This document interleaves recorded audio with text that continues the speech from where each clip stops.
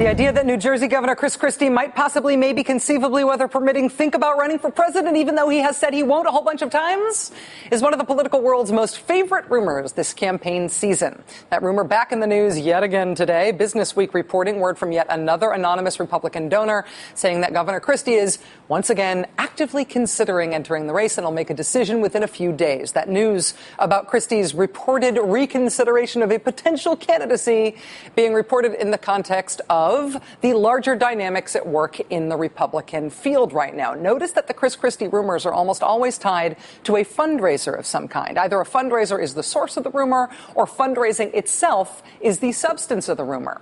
It raises one really interesting point about all the Chris Christie speculation for the other Republican candidates. The third quarter for fundraising just ended. The official numbers aren't due for a few days yet, but a Mitt Romney spokesperson tells USA Today, quote, "We are going to raise considerably less than what we did in our first reporting period." The Boston Globe has reported as of late last week that Mitt Romney's campaign is on pace to raise between $11 and $13 million. That's a lot lower than the $18 million he raised last quarter. It's also much lower than the kind of money he was bringing in the last time he ran for president in 2008, when, as the Globe points out, Mitt Romney was relatively unknown on the national stage and was competing with a strong field of fundraisers. So Mitt Romney raising less money than he did before, meaning the previous election, and than he did last quarter. Mitt Romney's supposed to be the Republican establishment guy who has the Wall Street money all locked up. So if he's raising less money, if he can't raise as much as he did in 2008 or even last quarter, what's the problem? What's going on with Mitt Romney's campaign? The theory floated by the Globe, GOP financiers still not sold on Romney. Like maybe the ones who keep begging Chris Christie to run? While Mitt Romney is still not selling the idea of himself to Republican donors, he is still trying to appeal to social conservatives. Mr. Romney went on Mike Huckabee's Fox News TV show over the weekend and appeared to endorse a policy that Mike Huckabee has been lending his own star power to lately. It's a state-based constitutional amendment defining personhood as beginning at conception. That's a definition that is clearly aimed at banning all abortion outright.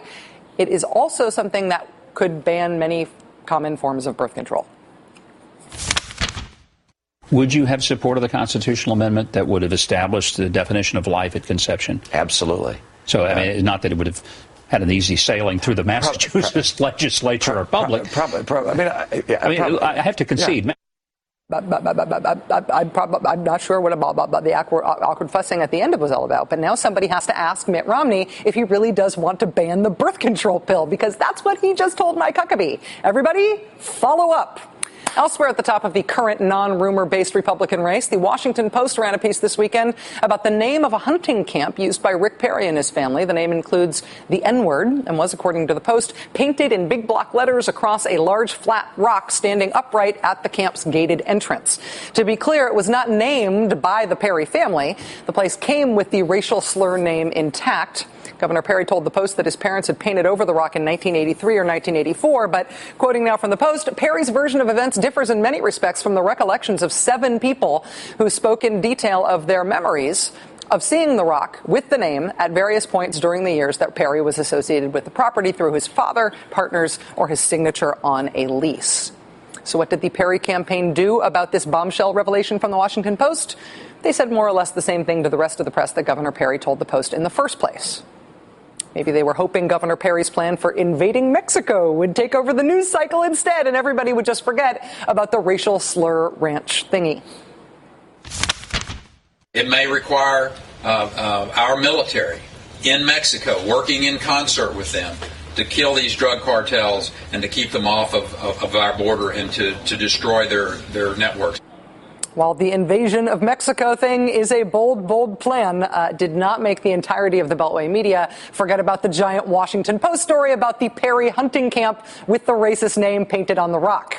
One of the governor's rivals for the Republican nomination, Herman Cain, was a guest on a couple of the Sunday political shows, and he was asked to comment on the Washington Post story and the Rick Perry details. The name of it, written on a stone, and was N. Head, but yes. Obviously it wasn't just N head. Right. And he was part of that camp, even as governor. Your reaction, sir? My reaction is that's just very insensitive. That isn't a more vile, negative word than the N word, and for him to leave it there as long as he did before I hear that they finally painted over it, it's just plain insensitive to a lot of black people in this country. It was painted over. Yes, it was painted over, but how long ago was it painted over? So I'm still saying that it is a sign of insensitivity. So here's the state of play. Mitt Romney is not meeting the fundraising levels he met in 2008 or even earlier this year, perhaps because everybody's still whispering and hoping about Chris Christie or anybody else. And that's apparently making Mitt Romney totally willing to sign on to any idea he thinks it will win him some support, including, at least it sounded like this weekend, suggesting that he would ban the birth control pill. Sure, please vote for me and make the money people stop calling Chris Christie. Also, Rick Perry has this whole racial epithet ranch thing to deal with. Those two things taken together mean that naturally, in Republican Party politics, big picture, naturally, it's been a really bad day for Herman Cain. What? Yes, Herman Cain. Herman Cain criticized Rick Perry's racist ranch name and the racist rock at its gates. And as you just saw, and then the conservatives piled on to Herman Cain. Rush Limbaugh accusing him of piggybacking on the Washington Post's smear of Rick Perry. Matt Lewis at the Daily Caller calling Mr. Cain's comments, quote, at best premature and at worst highly irresponsible. He goes on, quote, it was a cheap shot and perhaps is a signal that Cain is willing to play the race card against a fellow Republican when it benefits him. Eric Erickson at the conservative blog Red State calling it a slander that he said Mr. Cain was picking up and running with as a way to get into second place. And by this afternoon, the day after his original comments, here's how Herman Cain was handling questions about the Rick Perry racist hunting camp story.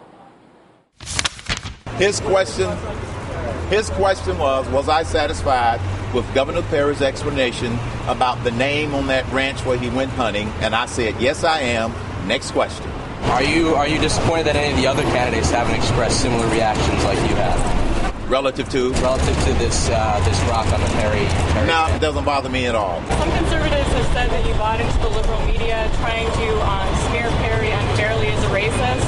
Do you think you played the race card? Do you regret at all what you said on Fox News Sunday or ABC? All I said was the mere fact that word was there was insensitive. That's not playing the race card. I am not attacking Governor Perry. Some people in the media want to attack him. I'm done with that issue. I'm done with that issue. So the story breaks that Rick Perry and his family have this land that's named a racial slur that's been painted on a rock at the entrance to the camp. Herman Cain raises questions about how long it took to paint over the racial slur. For example, questions that were also raised by the newspaper article. And Herman Cain says, hey, that seems pretty insensitive. And by the second full day of this story, Herman Cain is the one being forced to backtrack. Herman Cain is the one in political trouble. Really. America, meet the Republican Party. Republican Party, meet America.